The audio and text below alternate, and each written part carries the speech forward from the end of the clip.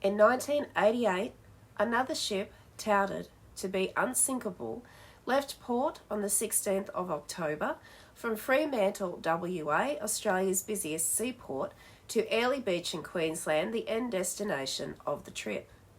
The weather was fine, the crew was experienced, and the mood was light and filled with excitement.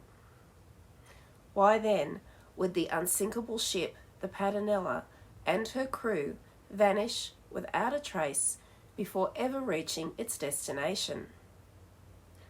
I'm Andrea.M. and welcome to Unsolved Down Under. But before we set sail on today's mystery, if you enjoy real crime, paranormal investigations, missing persons cases, the unexplained, disasters and all things Australian, then you've come to the right channel because that's mainly all that I do here. So if this sounds good and a little interesting to you, could you please do me the favour of slapping that like button, tap and run with the subscribe button, and become a repeat offender with the share button.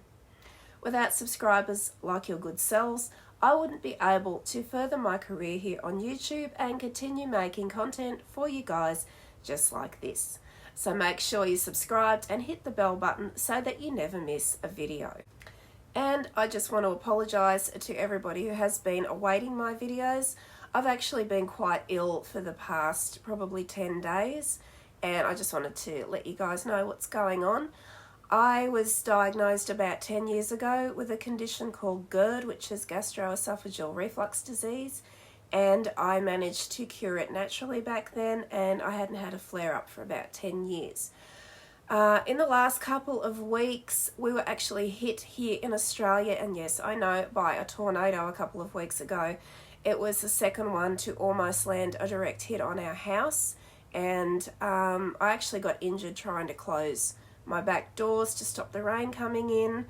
The wind was too high, like the pressure of the wind was too much, and I couldn't get the doors closed, and I actually got picked up and thrown and landed on my side. I had bruised ribs for a couple of weeks, and I was under a little bit of stress with a few personal issues, and it actually made the GERD flare up again. So I've actually been in a lot of pain for the last week. I haven't been able to sleep very much. Eating's been near impossible. So I had to get back on to my protocols and a GERD-friendly diet. And I'm starting to feel much better now, but I just wanted to let you guys know why I'd been absent and to let you know what's going on with me. I'm on treatment already for it. It's already starting to work. I've already changed my diet. So hopefully I will be having a few more days pain-free. I had about 3 or 4 nights I couldn't sleep. If you think about this lava lamp behind me, how the wax is going up and down, that's exactly what it feels like when you have GERD. You have rising pain with the stomach acid coming up into your esophagus, and it basically hurts probably from the beginning of your esophagus right up into your mouth and your throat. You get pains in your mouth, you get pains in your throat. If you lay down at night, it becomes probably 1,000 times worse. So I actually had to get some old books and jack my mattress up on the end that I sleep on, and had to give up coffee and chocolate and all the things that I really enjoy, but hopefully I can get back to that once my gastrointestinal tract is healed.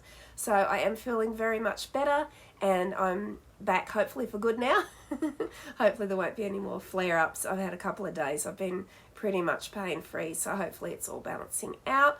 But I just wanted to let you guys know what was going on so that you didn't think I had run away or left YouTube or anything like that. So with all that being said, let's get into today's video. So let's get ready to explore the ghost ship, the Patenela. The port city of Fremantle lies on a series of limestone hills at the mouth of the Swan River, approximately 25 minutes from Perth, the capital of Western Australia, and if you've been watching my videos, you will be very familiar with Perth. Many of the city's most impressive heritage buildings are built from pale-coloured local limestone, and they are really quite beautiful. I'll insert some photos here. Central Fremantle is bounded to the north and to the east by the lower reaches of the beautiful Swan River, and to the west by the Indian Ocean, with stunning stretches of beach to the north of the city and to the south. Fremantle is a major port for Western Australia, and Fremantle Harbour is the entrance point for many container ships, cruise ships, ferries and leisure craft that berth at the port in the inner harbour. Small leisure craft and ferries travel the 20 kilometres up the Swan River into Perth. There are also cycle paths along the southern side of the Swan River that extend to Perth City, and visitors can easily see the rocky limestone formations along the route. A series of islands also lie off the coast of Fremantle, including the famous holiday island of Rotten Nest, and that is where you can see the quokkas. They're so cute. I have a photo of them here. You also have Garden and Carnac Island. Rotten Nest Island is the only island that has a regular ferry service for transporting visitors to and from Fremantle. The enclosed and sheltered fishing boat harbour and Success Harbour protect the city's working and recreational fleets and are within walking distance of the city centre. The fishing boat harbour precinct also features boardwalks, cafes, restaurants and a brewery. And it was from this port that our story today begins. On October 16, 1988, a 63-foot schooner called the Paternilla set sail from Fremantle, Australia for a month-long voyage to Airlie Beach, Queensland. The Paternilla was one of the first yachts of its kind to be built and rated unsinkable. And this was because she came equipped with a full steel hull with 4 watertight compartments that would slam closed in the event of a collision or a similar event that would see the vessel begin to take on water. It was rigorously tested by a maiden voyage to the Antarctic and then 2 successful global voyages. So this vessel had been around a bit. It had been tried and tested. Further to this, in March of 1988, the Paternilla was completely overhauled and refitted, and most importantly was fitted with a state-of-the-art radar and sonar equipment, and it was also fitted complete with anti-collision technology. Paternilla is described by maritime experts as a robust 63-foot schooner and as unsinkable as a vessel could be. Are we thinking Titanic here? Because I'm drawing conclusions. So it was this reputation of being unsinkable that would eventually cast a large shadow of doubt over later coronial findings that the Paternilla had been struck by a larger vessel during the night and sunk to the ocean floor, killing everyone on board. The boat was owned by a wealthy Perth businessman named Alan Nicol, and the skipper was Ken Jones, a 52-year-old veteran sailor who was joined by his 50-year-old wife Noreen and also joined by their daughter Ronna Lee. The voyage also had 2 crew members, 23-year-old John Blissett and 21-year-old Michael Calvin. They had both approached Alan Nicol about giving them jobs so that they could garner sailing hours and eventually earn their navigational certificates. Ken had been hired to sail the vessel to Airlie Beach in Queensland, where it was to operate as a tourist boat. On October 29, the Paternilla docked in Port Lincoln, and Alan Nicol and Ronna Lee Jones would both disembark because they had to travel back home to Perth to attend to work commitments.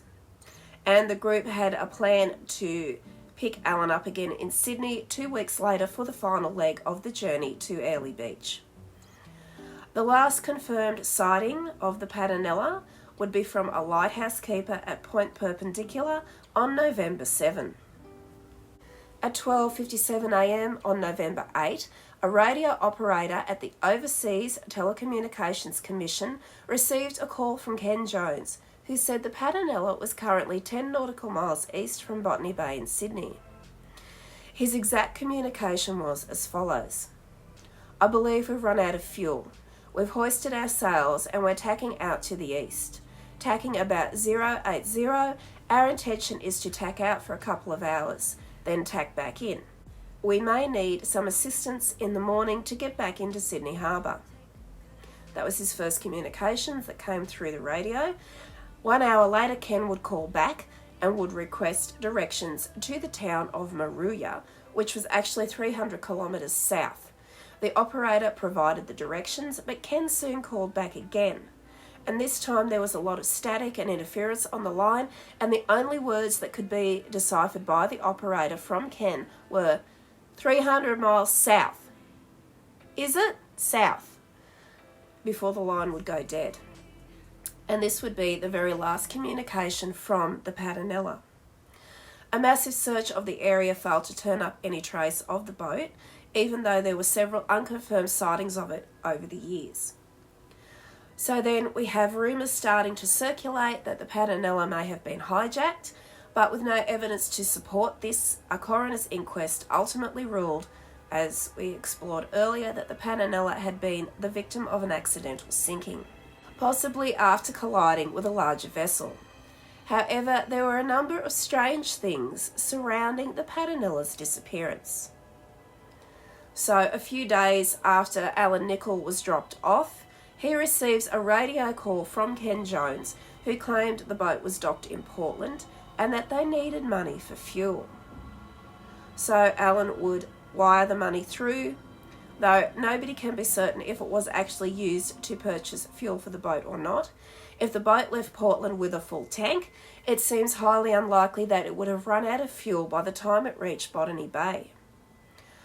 So, if he didn't spend it on fuel, what did Ken do with the money?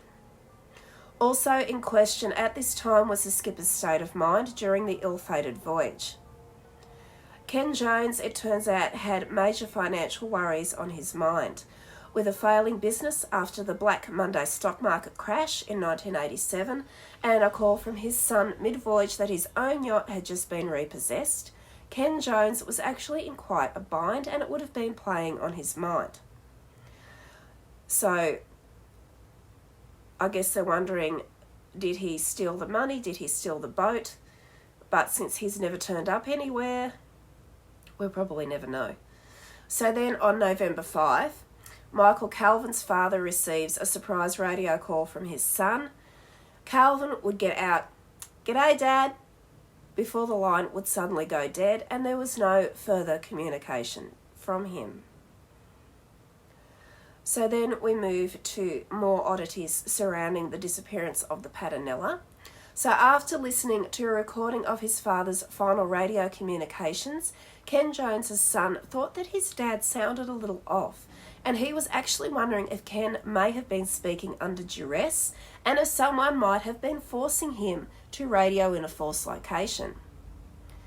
He would also go on to say if the boat had indeed run out of fuel only 10 nautical miles from the shore in Botany Bay, it would make no sense that Ken would ask for directions to Maruya when it was 300 kilometres in the opposite direction. And you need to remember the boat was also outfitted with state-of-the-art brand new equipment. It had the radar, the satellite navigation, lifeboats and an emergency beacon which could be detected by passing aircraft. And there has been no indication that the beacon was ever turned on. And this would be the final communication with anybody before the Paternilla would disappear. Further to this, shining doubt on the collision theory is no wreckage or debris, except for one item, and I'll get to that in a moment, from the Paternilla was ever found. There was skepticism about whether it could sink, since it was actually made of steel and had several watertight compartments. But we need to remember there was also another ship that was made of steel and had several watertight compartments that was also touted as unsinkable, and it sank. But there was no evidence that the Paternilla sank. So investigators checked 48 vessels, which were known to be in the vicinity of Botany Bay on the night that the Paternilla disappeared, and none of them showed any signs of damage or being involved in a collision. On May 9, 1989, a fisherman discovered, and this was the one item that would actually come bobbing along on the tide, almost a year later. In 1989, a fisherman discovered a life buoy with the Paternilla's name on it off the coast of Terrigal, located over 100 kilometres north of Botany Bay. A marine biologist performed tests on the life buoy and concluded that it could have been in the water for longer than 4 weeks. even though the Paternilla had been missing for 6 months at that point, so half a year. On New Year's Eve in 2007, many years later, a woman walking on a beach near Eucla found a rum bottle washed up on the shore, and it had a message in it written by one of the missing crew members, John Blissett. It was dated October 26, 1988, and read as follows. Hi there. Out on the lonely southern ocean, and thought we would give away a free holiday in the Whitsunday Islands in North Queensland, Australia.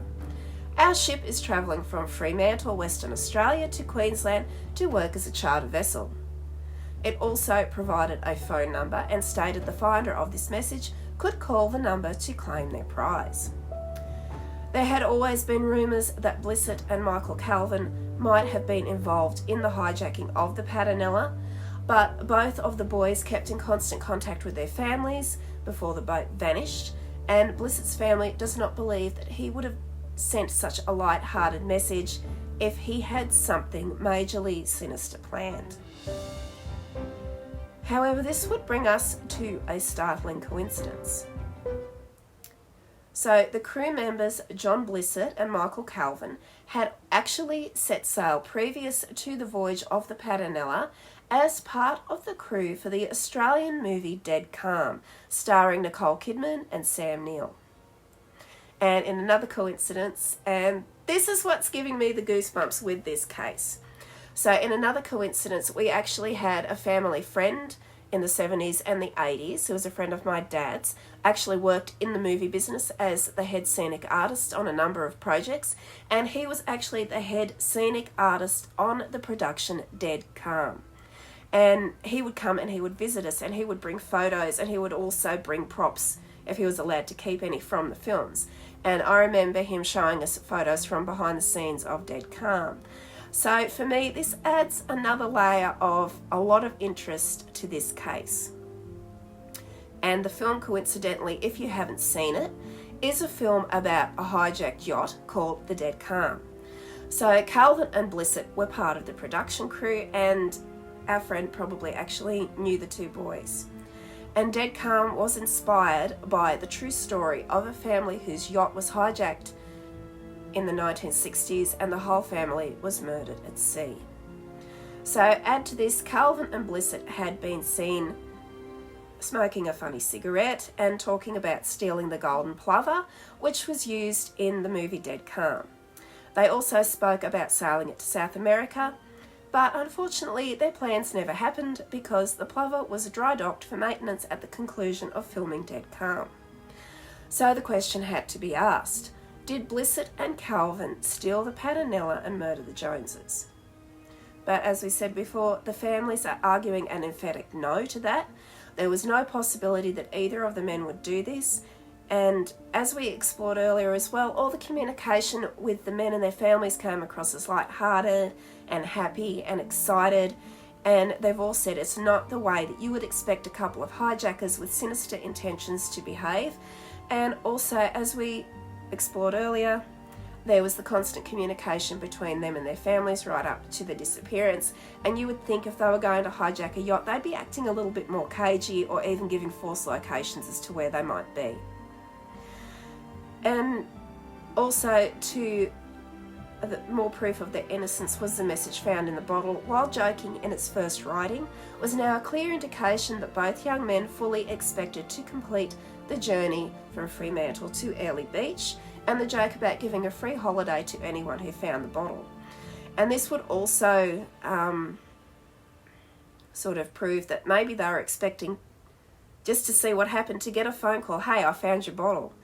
And also, they included the coordinates to the position of the vessel at the time the bottle was popped overboard, placing them in the area of the Great Australian Bight at the time. So I would think if you were going to hijack a yacht, you're not going to give the exact coordinates on the exact date of where a boat was expected to be. In a surprising development months after the disappearance of the Paternilla, there is a sighting of the missing vessel in March of 1989 in Tully, Queensland. So a retired police officer and his wife and a group of friends are observing a striking schooner in the waters nearby. The wife of the police officer would go on to show her husband a photo of the Paternilla that she just happened to have in her hand in a magazine she'd been reading while at the beach and on their walk. And he actually had the opportunity to look at the boat from the picture in the magazine and the boat he was seeing bobbing on the water. And he became certain that the mystery vessel, with its drooping sails and no sign of life aboard, may have well been the missing schooner, the Paternilla. After close scrutiny of the ship through his binoculars, the gentleman was convinced that the ship he was looking at was the Paternilla, right down to its unusual square-shaped portholes and blue coloration. Not only was the witness a retired police officer, he was also an active member of the Tully Coast Guard. He then used his radio equipment and asked, was the vessel drifting just off the Tully coastline the Paternilla? He was then surprised by the fast and clear reply, negative, negative, negative. He would then go on to ask the ship for its call sign, to which he would receive no reply, and no further communication from the ship hereafter. It was shortly after this that another witness would notice the ship sailing out to sea, where it would disappear, this time never to be seen again. And the disappearance of the Paternilla remains an unsolved mystery to this day. So, what do you guys think happened to the ghost ship, the Paternilla? I know this was the first time I'd ever even heard of the Paternilla during my research for videos for Unsolved Down Under. And had you guys ever heard of it before? Do you have any theories on what happened to this majestic schooner and her crew? So feel free to start a conversation in the comments section below. I would love to hear your theories on what happened to the ill-fated Paternilla and her crew. I myself think that a third party actually came aboard the ship and hijacked it and probably murdered everybody aboard, unfortunately, but we may never know exactly what happened to it. And that brings us to the end of today's video. And I have an exciting announcement.